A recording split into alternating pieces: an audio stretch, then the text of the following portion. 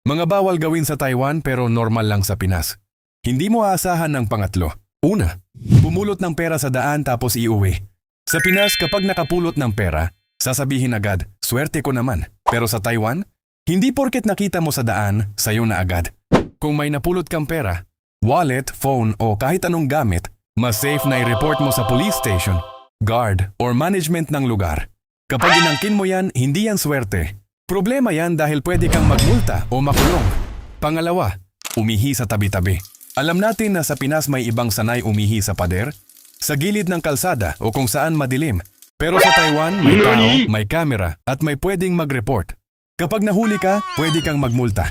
Kaya kung naihi ka, maghanap ng CR. Huwag kang gumawa ng sariling comfort room sa kalsada.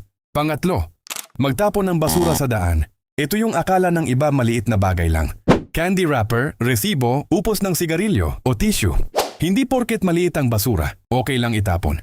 At sa Taiwan, seryoso sila sa kalinisan. Kaya kung wala kang makitang basurahan, ilagay mo muna sa bag mo o bulsa mo.